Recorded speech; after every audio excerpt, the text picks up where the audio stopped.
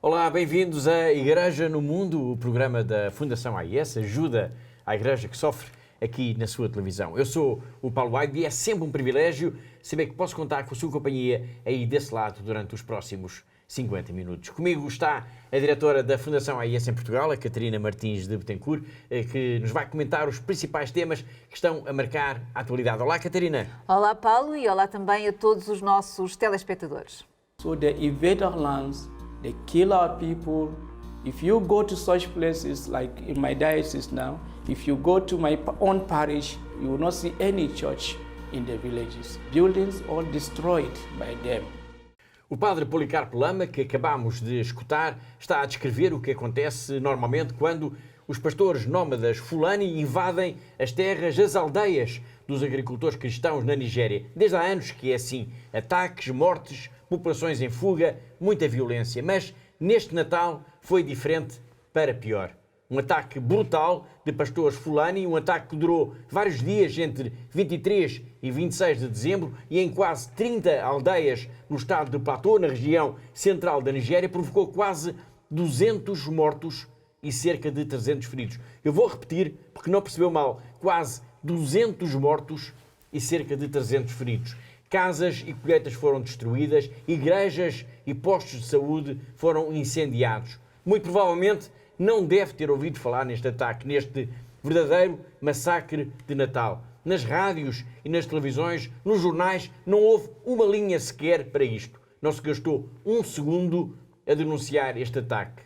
200 cristãos mortos na Nigéria e não é notícia. É por isso que estamos aqui.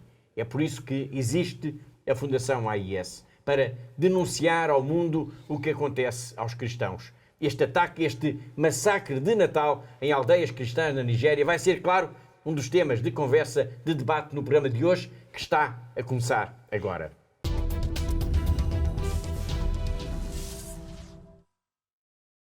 Este massacre de Natal, de que iremos falar em pormenor mais daqui a pouco, mostra que os cristãos continuam a ser, de facto, a comunidade mais perseguida em todo o mundo. Isso mesmo foi denunciado uma vez mais pelo Papa Francisco. Precisamente no dia 26 de dezembro, logo após o Natal, quando ainda algumas aldeias no estado de Plateau, na Nigéria, estavam a ser atacadas, o Papa falou da perseguição aos cristãos. Foi na festa de Santo Estevão, o santo que a Igreja celebra, Catarina, como o primeiro mártir. Exatamente, Paulo. Foi no dia 26 de dezembro que o Santo Padre falou a todos os presentes na Praça de São Pedro, logo após o Ângelus. Ele falou que, tal como nos primeiros tempos, hoje também há cristãos que são perseguidos por causa da sua fé e sublinhou também o facto de serem muitos os que sofrem, muitos os que morrem por dar o seu testemunho de Jesus hoje, e diz também ainda que há muitos cristãos que sofrem também ou que são penalizados por serem cristãos e que coerentemente dão dia a dia o seu testemunho na sociedade.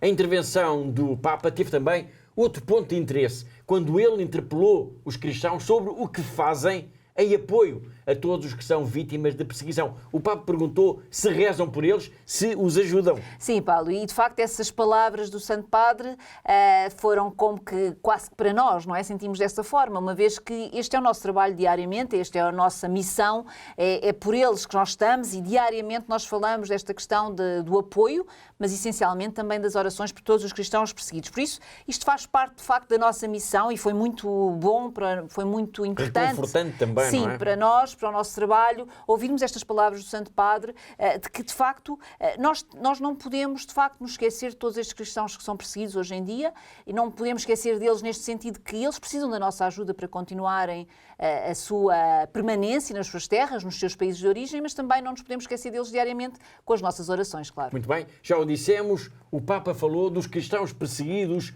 na festa de Santo Estevão, o primeiro mártir, e lembrou que, tal como há 2000 anos, também hoje há mártires, há pessoas que são perseguidas e mortas por causa da sua fé.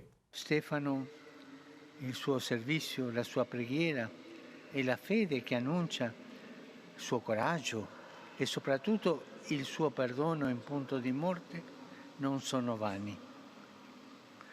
Si diceva, tempi di persecuzione, e anche oggi questo è giusto dirlo, il sangue dei martiri seme di cristiani. Sembrano questi due concludersi nel nulla, ma in realtà il suo sacrificio lancia un seme che correndo in direzione opposta ai sassi si pianta in modo nascosto nel petto del suo peggiore rivale. Oggi, 2000 anni dopo, purtroppo vediamo che la persecuzione continua. C'è persecuzione ai cristiani. Ancora ci sono, e sono tanti, quelli che soffrono e muoiono per testimoniare Gesù, come c'è chi è penalizzato a vari livelli per il fatto di comportarsi in modo coerente col Vangelo e chi fa fatica ogni oggi a rimanere fedele, senza clamore ai propri buoni doveri, mentre il mondo se ne ride e predica altro. Anche questi fratelli e sorelle possono sembrare dei falliti, ma oggi vediamo che non è così. Adesso come allora, infatti, il seme dei loro sacrifici, che sembra morire, germoglia e porta frutto perché Dio attraverso di loro continua a operare prodigi, a cambiare i cuori e a salvare gli uomini. Chiediamoci allora, mi interesso e prego perché in varie parti del mondo ancora oggi soffre e muore per la fede. Tanti che sono assassinati per la fede. E a mia volta cerco di testimoniare il Vangelo con coerenza, con mitezza, con fiducia. Credo che il seme del bene porterà frutto anche se non vedo risultati immediati. Maria, Regina dei Martiri, ci aiuti a testimoniare Gesù.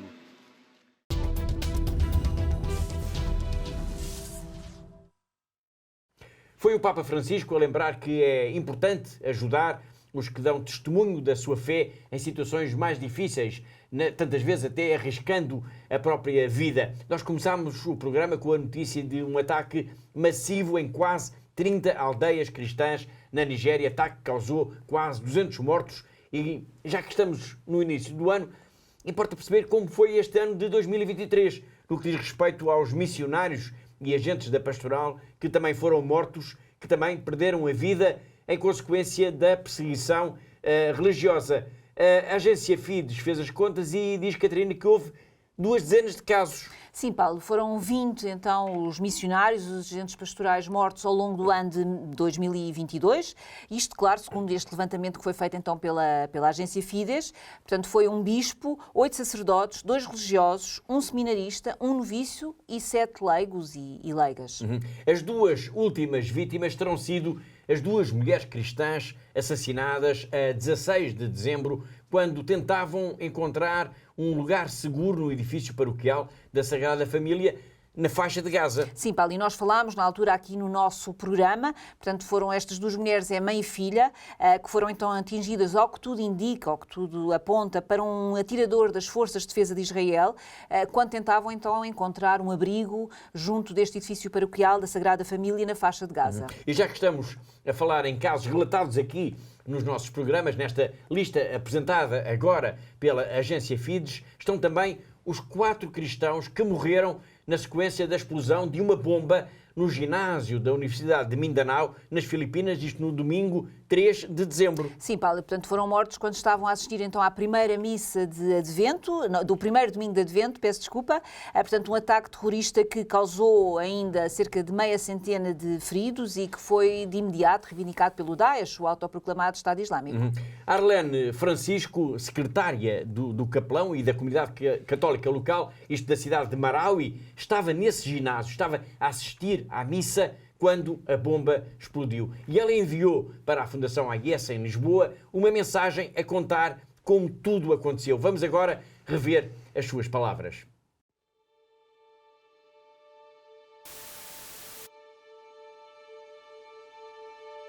Chamo-me Arlene Francisco e sou do campus principal da Universidade Estatal de Mindanao, na cidade de Marawi, nas Filipinas. Sou a secretária do capelão e da comunidade católica. Estava no ginásio de Dimaporo quando a bomba explodiu no dia 3 de dezembro. Por volta das 7h05 começou a missa. Estávamos a cantar o Kyrie. Depois do Kyrie, o padre fez uma pequena oração e as pessoas responderam Amém. De seguida, sentámo-nos para escutar a primeira leitura. Foi nesse momento, enquanto nos íamos sentar, que vi uma faísca e... Bum! Toda a gente ficou em estado de choque. Vi 4 corpos caídos. Um deles estava totalmente queimado. Meu Deus! A outra metade do corpo de uma mulher estava queimado e havia partes de pernas espalhadas por ali. Meu Deus, foi realmente chocante. Eu e os meus 3 filhos fomos assistidos porque eles eram os acólitos na altura e precisávamos de ajuda o mais cedo possível. Uma semana depois da tragédia, o nosso bispo Dom Edwin de la Peña, arcebispo de Cagayan de Oro, e alguns dos membros católicos promoveram orações de solidariedade para com todas as vítimas. A partir de agora estamos a tentar seguir em frente, na esperança de que não volte a acontecer mais nenhum atentado no futuro. Precisamos também das vossas orações.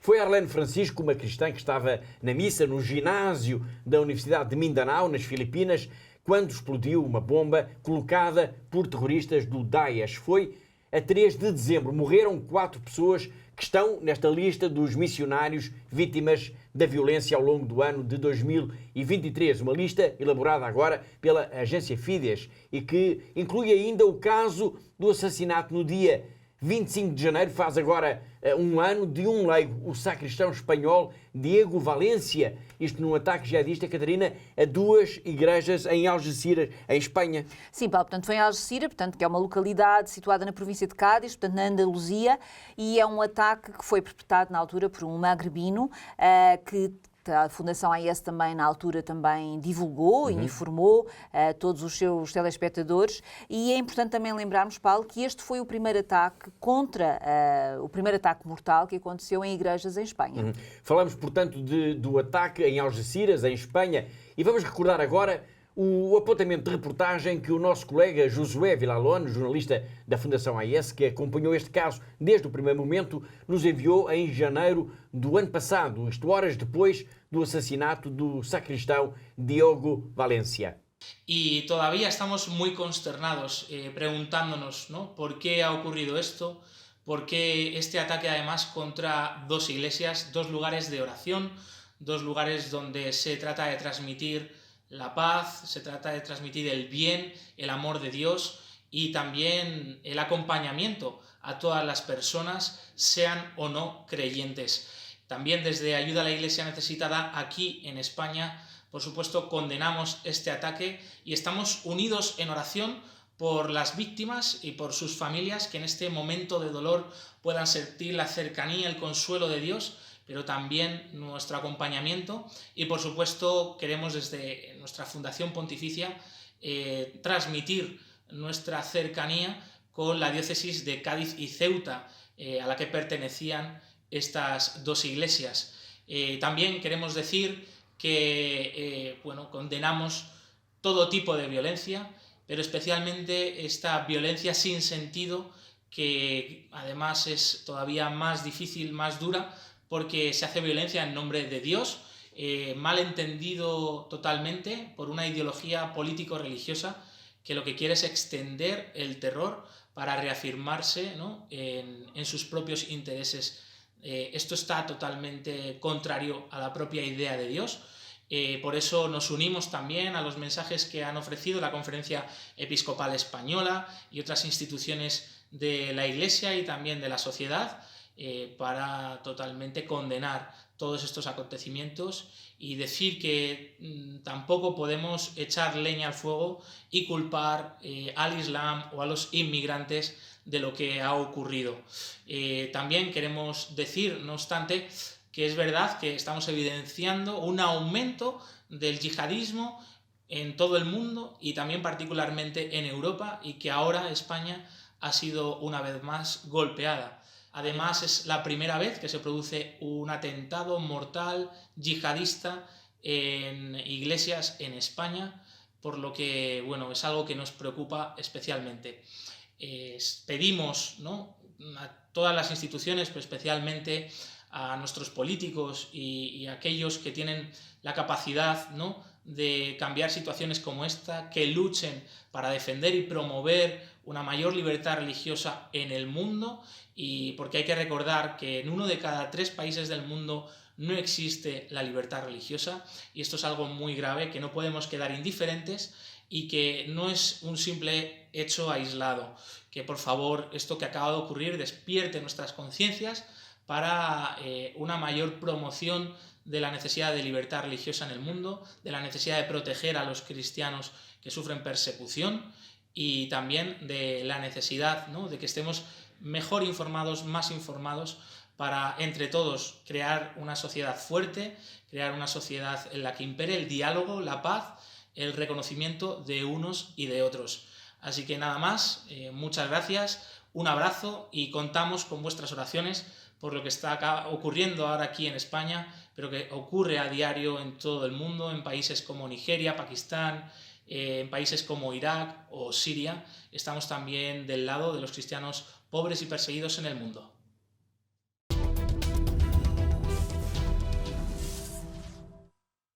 Foi Josué Villalón, o nosso colega da Fundação AIS de Espanha, a recordar o caso dramático do assassinato de um sacristão numa igreja de Algeciras, em janeiro do ano passado.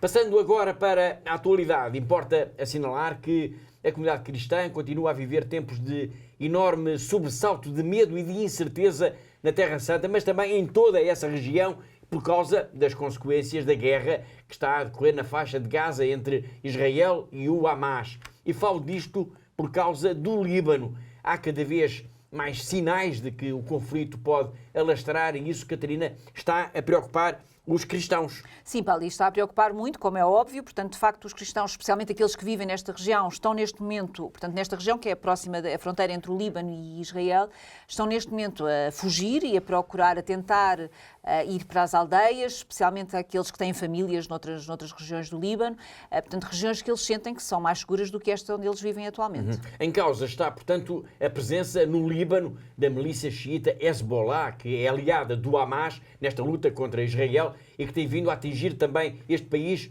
com rockets. Além disso, no dia 2 de janeiro foi morto em Beirute um alto dirigente do Hamas num ataque com drones. Bom, tudo isto está a fazer escalar, como se calcula, um clima de enorme tensão, e é sobre isso que queremos falar.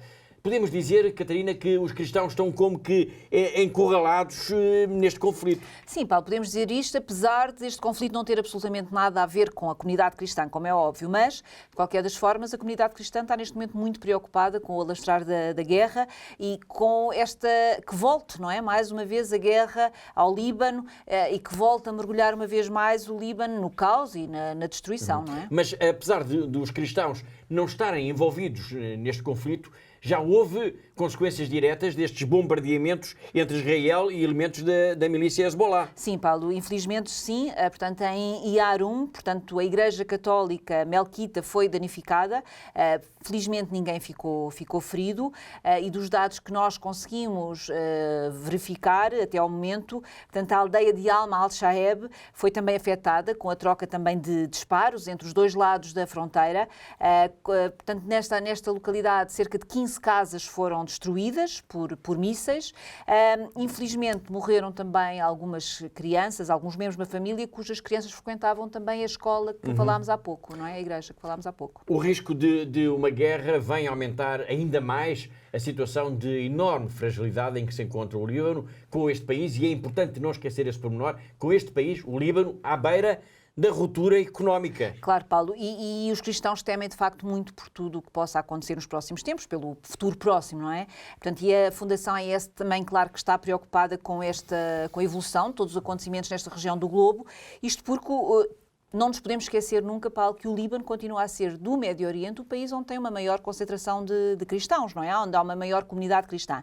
E se a guerra chegar, de facto, em força a esta região, é óbvio que será dramático para a comunidade cristã e isso levará, como é óbvio, as famílias a procurarem lugar numa região mais segura do Líbano, ou mesmo sair até do próprio país, claro.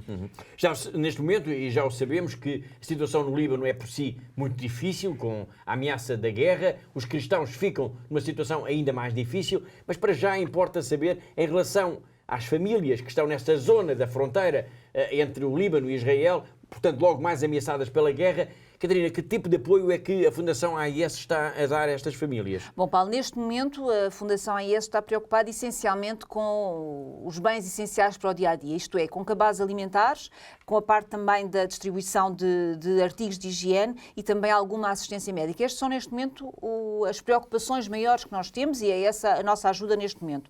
No entanto, estamos também a enviar ajuda para outras áreas, como, por exemplo, estamos a ajudar no acesso online para as crianças continuarem a poder frequentar as aulas, não é? Frequentar o ensino, apesar de não poderem ir para as aulas, mas, portanto, continuarem a ir às escolas católicas, que são muito importantes na questão do ensino no Líbano.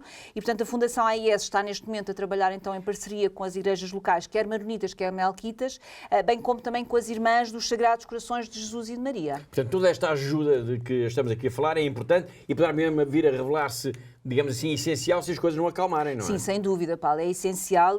E o nosso colega, o Xavier Bizitz, que é o nosso responsável de projetos nesta região, portanto, para o Líbano e para a Síria, ele esteve agora muito recentemente nesta zona que nós estamos aqui a falar, próximo de fronteira com Israel, e ele diz que se sente, de facto, já se sente no ar este ambiente de guerra, não é?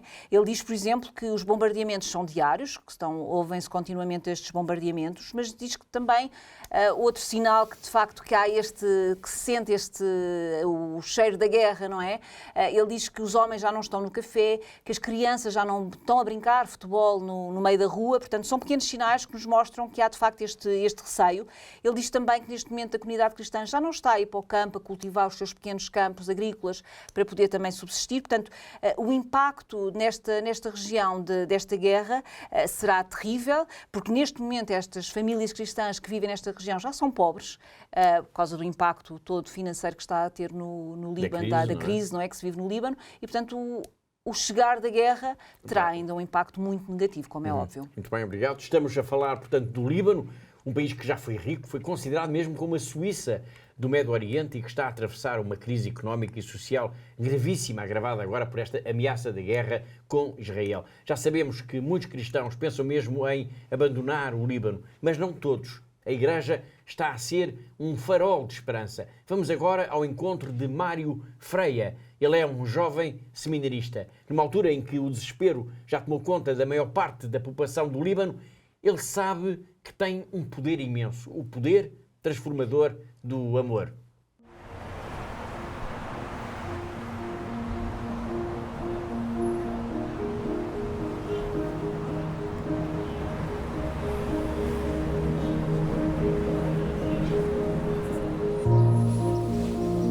Almost all Lebanese people are struggling to maintain basic needs: food, health, water. And all the young people are leaving Lebanon to seek education and to seek work. Even the vocation become smaller and minimized every year because of the economical crisis. We used to have around 120 seminarians. Now, every year, we have only 15 seminarians.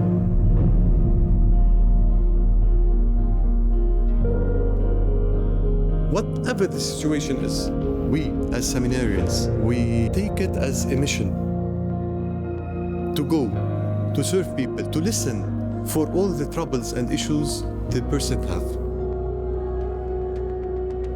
So the solution of this crisis in Lebanon is to love.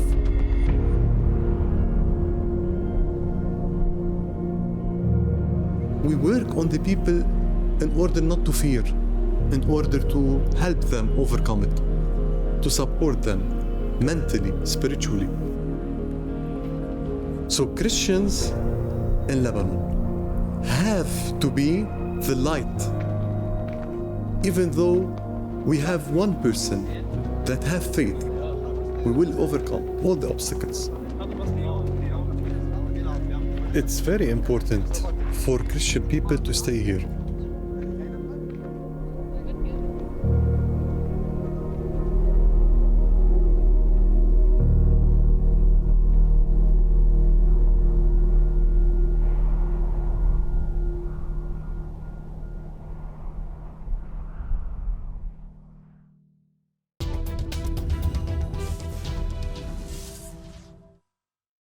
Foi Mário Freia, um seminarista do Líbano, numa altura em que quem pode abandona o país. É bom saber que há jovens assim, disponíveis para os outros, disponíveis para ajudar. Ninguém sabe como vai ser o Líbano daqui a uns anos, mas quase que aposto que o Mário Freia vai estar por lá, a rezar, a ajudar, a ser um sinal de esperança. E do exemplo deste jovem libanês, que é um convite também à solidariedade para com os cristãos destas terras bíblicas, vamos agora até à Nigéria, onde ocorreu, como dissemos logo no arranque do programa, um verdadeiro massacre no Natal. Entre 23 e 26 de dezembro foram mortos quase 200 cristãos que viviam em cerca de 26 aldeias no estado de Plateau. Exatamente, Catarina, o que é que se sabe sobre o que aconteceu?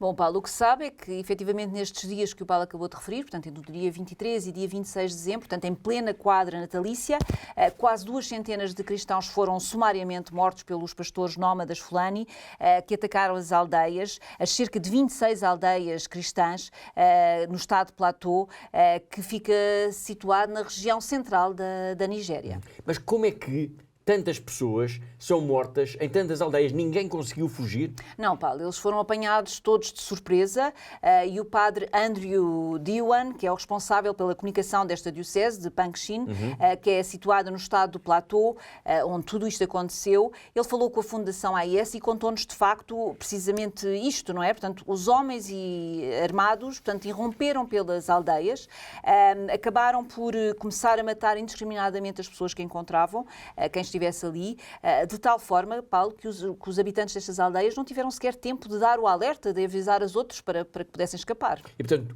todos estes relatos que a Fundação AES conseguiu coligir apontam para uma verdadeira chacina.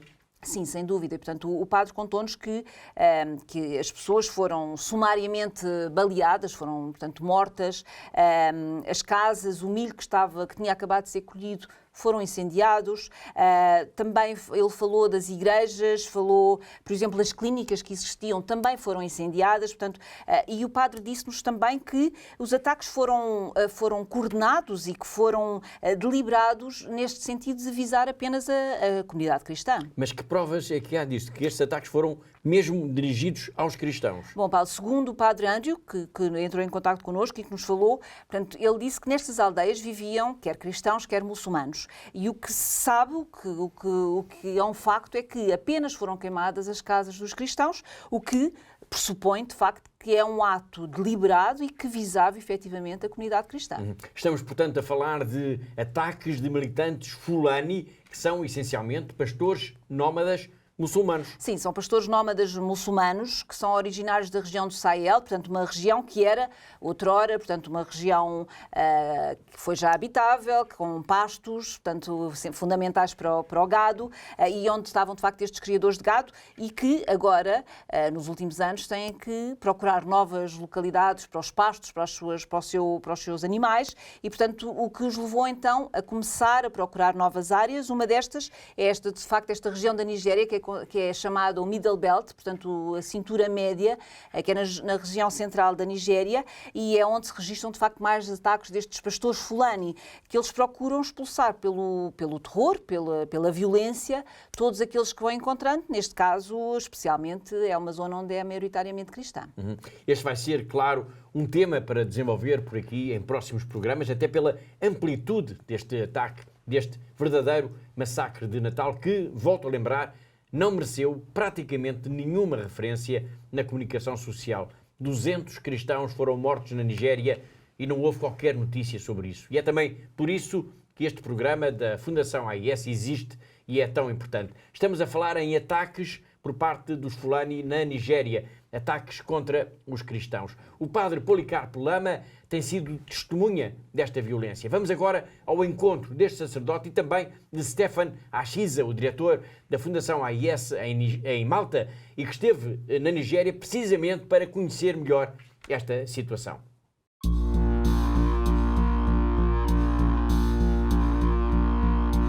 As from 2014 till today, up to 1,000 people. I saw many corpses and injured persons that were macheted by the Fulanis. Mass burial took place. 2 priests were killed with their parishioners celebrating Mass in Benue State. The Fulani headsmen come during the night and they torch and burn the whole village with people, churches and everything. So they invade our lands, they kill our people. If you go to such places, like in my diocese now, if you go to my own parish, you will not see any church in the villages. Buildings all destroyed by them. A tragedy that's unfolding in front of our eyes.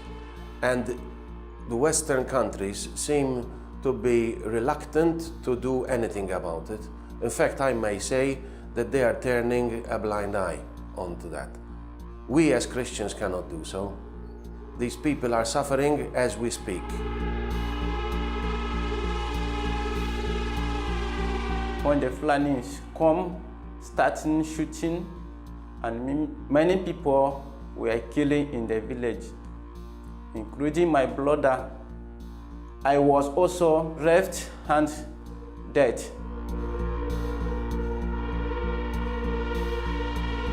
It was on my birthday when the Fulanis came and attacked us where I slept under the rubbish. When they come, they use the word Allahu Akbar. God is great. So if you are coming to fight a particular group, why using that word? Using that word implies that they are fighting the Christians. So they destroy Christians' homes, churches. You will see mosque anywhere still standing. Then that shows physically that is really, so that has to do with Christians because they are selective. We call on international communities and organizations to look into our problem. The government might have tried in so many ways, but it's not enough because it's still ongoing. These people need our prayers, first of all. Then, after prayers, we need to sustain them in any way we can. From our side, we are supporting these people. We call on people to also support ACN so that they can reach those who are really in need, like us, especially in Nigeria.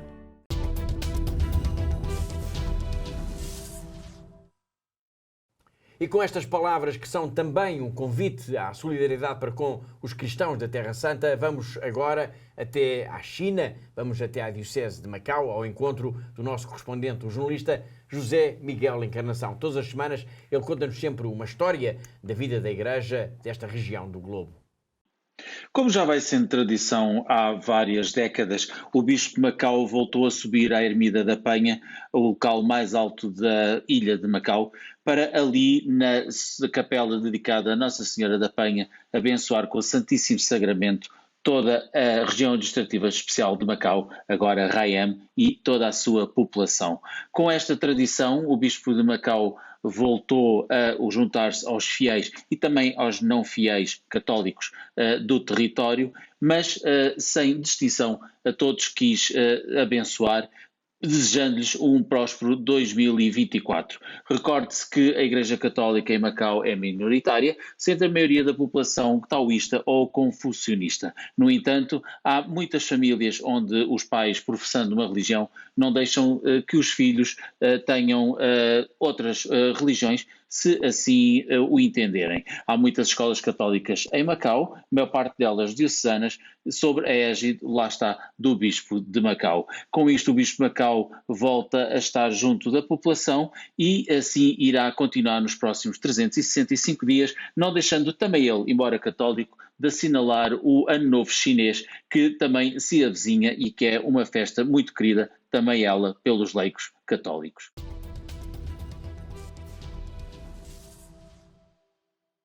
Foi o José Miguel Encarnação, o nosso correspondente em Macau, na China, e assim chegamos ao fim da primeira parte do nosso programa. Na segunda parte, nós vamos falar de uma iniciativa da Fundação AIS para a qual chamo já a sua atenção. Neste ano de 2024, e em resposta até a apelos nesse sentido do Papa Francisco, a Fundação AIS selecionou 10 países que vivem em guerra ou que atravessam situações de muita violência, de terrorismo, por exemplo, e selecionou esses países para desafiar os seus benfeitores e amigos, mas também aqui os nossos telespectadores, para rezarem pela paz.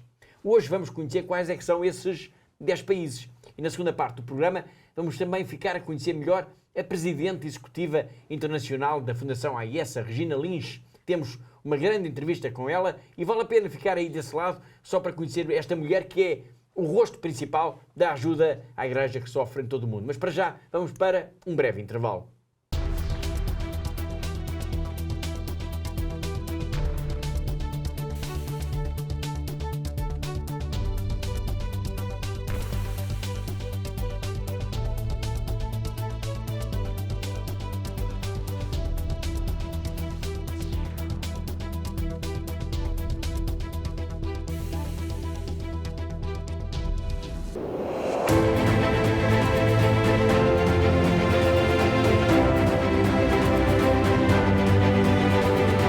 Giving us hope and you are putting a smile in our faces.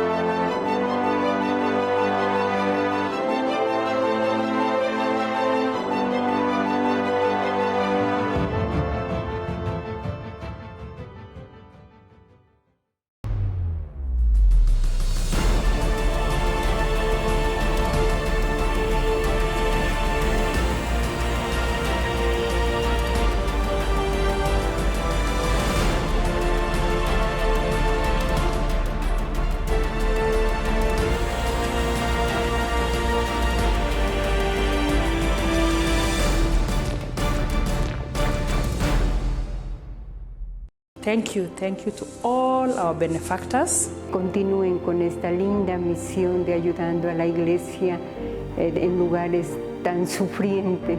Щиро дякую всім вам, що ви є на хресній дорозі, допомагаєте нам нести наш хрест. We are trying to be Jesus. Through your help and support, we are able to bring the gospel to the people. Thank you so much. May God bless you. You are giving us hope and you are putting a smile in our faces. Thank you so much.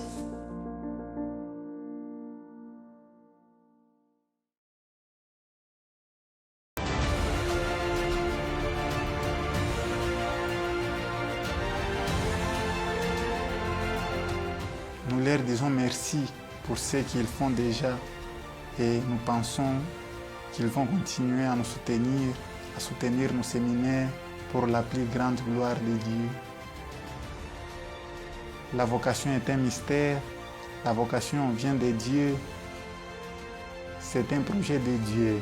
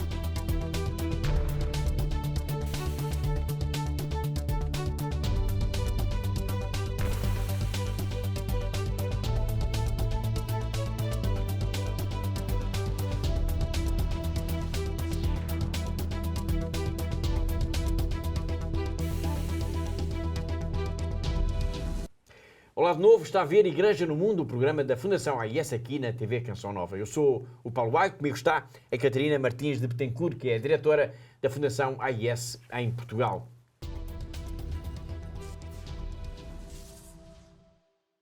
No dia 1 de janeiro, que é o Dia Internacional da Paz, o Santo Padre lembrou alguns dos países e regiões do mundo que estão em guerra ou que enfrentam situações de terrorismo, de muita violência. E pede-nos a todos que rezemos para que a paz prevaleça em todos os lugares. Bom, indo ao encontro deste desejo do Papa Francisco, a partir de hoje vamos ter aqui no nosso programa um dossiê especial sobre alguns dos países que estão em guerra, que enfrentam estas situações mais difíceis e que, por isso, mais precisam de nós. Precisam mais da nossa ajuda, mas também das nossas orações. E selecionámos, Catarina, 10 países. Sim, Paulo, são de facto 10 países que selecionámos, são aqueles países ou regiões, não é? Que são aquelas que precisam mais de nós, precisam mais da nossa ajuda, quer material, quer também da nossa ajuda espiritual, através das nossas orações. Portanto, são 10 países e todos eles estão em guerra ou são então palco de uma violência extrema e que, por isso, são considerados tão importantes e tão essenciais para nós nos lembrarmos dele ao longo dos anos, ao longo do ano.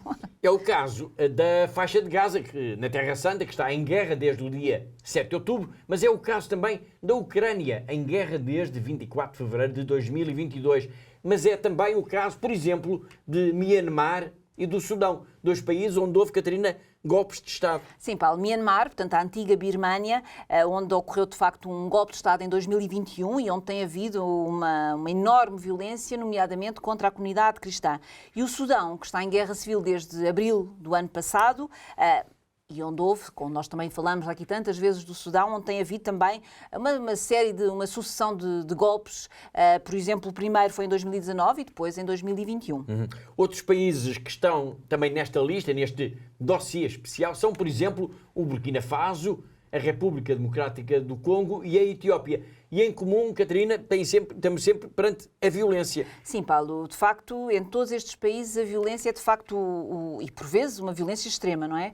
Mas é de facto o que é comum a todos estes países e é faz parte do dia-a-dia da população. Portanto, no caso do Burkina Faso, que é um país africano que é muito afetado pelo terrorismo, jihadista nesta região do Sahel, e onde vivem também os pastores Fulani, que nós falámos agora há pouco, não é? Que foram responsáveis por aquele massacre no Natal da Nigéria, não é? Mas é também, por exemplo, o problema da República Democrática do Congo, que é um país mergulhado também pela violência, pelos grupos terroristas, grupos armados, muitos deles que provocam, de facto, ou que provocam o saque, que promovem o saque ao subsolo deste país, que é um subsolo riquíssimo, e por isso tem levado também a esta violência extrema neste país, especialmente na região do Kivu Norte. A lista termina com dois países, a Índia, que é neste momento o mais populoso do mundo, e o Haiti, que é talvez o mais pobre do mundo. Sim, Paulo. No Haiti, não nos podemos esquecer que o presidente do Haiti foi assassinado em 2021 e neste momento é um país que é totalmente controlado por gangues armados. São gangues criminosos que controlam quase tudo e que têm tornado, de facto, a vida da população terrível, não é? E de uma violência cada vez o dia-a-dia está-se a tornar cada vez mais difícil no Haiti. Por outro lado, temos também a Índia, como o Paulo disse, o país mais populoso do mundo e que tem sido um palco também de uma violência crescente de perseguição religiosa, nomeadamente contra as minorias, e uma delas é, com certeza, a comunidade cristã. Muito bem, obrigado, Catarina. Vamos falar sobre estes 10 países com atenção a partir da próxima semana. É um dossiê especial sobre 10 países que precisam muito da nossa ajuda, da nossa atenção, das nossas orações. Um desses países é a Ucrânia, que está em guerra desde 24 de fevereiro de 2022, quando as tropas russas iniciaram a invasão e ocupação de vastas áreas do seu território. Um país que, desde há décadas, está também na linha da frente das prioridades da Fundação AIS, como nos vai explicar já de seguida a nossa colega Magda Kazmarek, do Departamento de Projetos da Europa de Leste. Ukraine is the largest country in Middle East Europe, and for us, ACN, is it the biggest priority in Europe. And we have been helping for Ukraine for more than 40 years. especially for formation and motorization, as well for recollections and for renovation of monasteries or parish houses. We know how difficult is the situation, especially in East Ukraine. That's why we are focused on this help, especially now when Pope Francis calls us to pray for Ukraine. And we are very thankful for all of the benefactors who pray for Ukraine. And be sure, our brothers and sisters in Ukraine, they pray for you every day. And this is the biggest gift as you can give us and you. Thank you.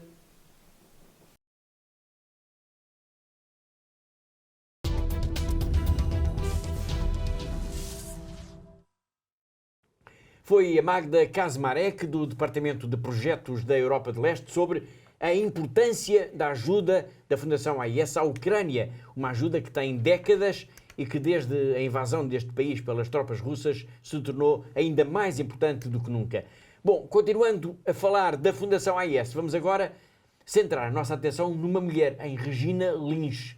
Ela é, desde junho do ano passado, presidente executiva internacional da Fundação AIS, sucedendo no cargo a Thomas Eingeldern.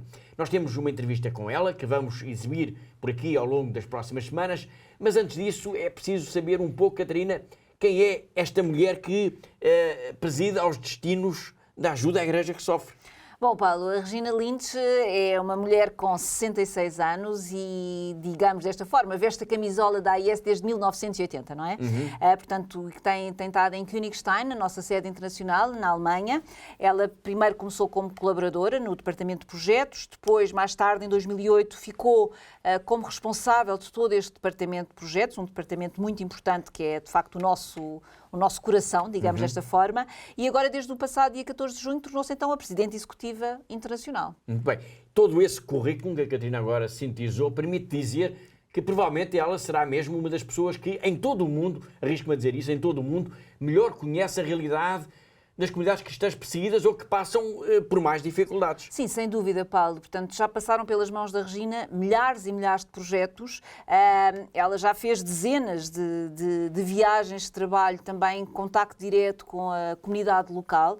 Portanto, tem falado com, arrisco-me a dizer, com milhares de sacerdotes, de missionários, de irmãs, de religiosas, de bispos. Portanto, já falou com muitas pessoas que estão a viver nos países e, portanto, também tem acolhido centenas de pessoas que vão passando pela nossa sede internacional, portanto, sabe como ninguém, de facto, como é o dia-a-dia, as dificuldades, as aspirações de cada comunidade, portanto, o que é mais necessário para que essa comunidade possa permanecer, de facto, é uma pessoa extraordinária e que tem, de facto, este conhecimento como poucos da situação da Igreja no mundo, desta situação destes cristãos que, de facto, são verdadeiros heróis e que dão diariamente este testemunho de fé nos seus países. Muito bem.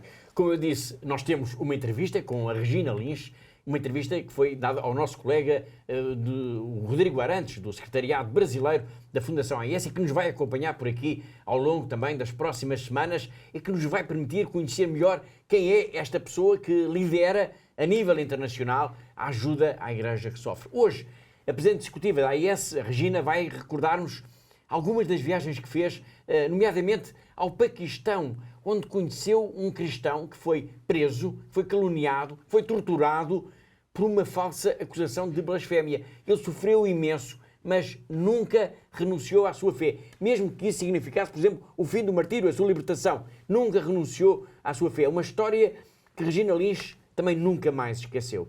You know, through my work with ACN, it's been 43 years now, I've been very privileged to meet people who really have been prepared to die for their faith, even who suffer discrimination and persecution.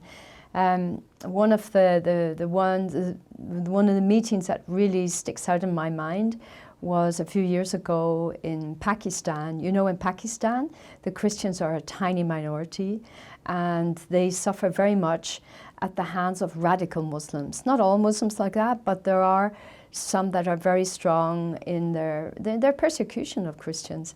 And I remember we met one man by the name of Yusuf, whom had been playing cards with his Muslim neighbors. He was a Christian, and a fight broke out, and they falsely accused him of burning a page of the Quran, which is an insult to the Prophet Muhammad, and usually results in imprisonment, but also can bring the death if found guilty. And Yusuf was, after we met him, he had just been released from police custody after 3 months, and he'd been tortured and told that if he converted, they would stop it, they would let him go. But he didn't give in. And the day we met him, we asked him, but why did you not give in? You were tortured. And he looked at a crucifix on the wall behind us, looked at Christ and said, but he suffered so much more than we did. So for me, this is really very a challenge to my own faith as well. No, I've met many people over the years. I've traveled to China. I've traveled a lot in the Middle East. I was very lucky in March 2021 to travel with Pope Francis, with the delegation that went to Iraq. And for me, that was also very moving. We know that in 2020, the Christians who live in the villages of the Nineveh plain, they've been there for almost 2,000 years. They fled because the Islamic State, ISIS, was coming in to take over their villages. And they fled to northern Iraq, to Erbil, and little by little they returned to their villages. And ASEAN had a big program, Return to the Roots, which was to help the Christians to return to their villages. We repaired the houses that had been so badly damaged, some of them burned by ISIS. We repaired the churches, the priests' houses, the sisters' houses.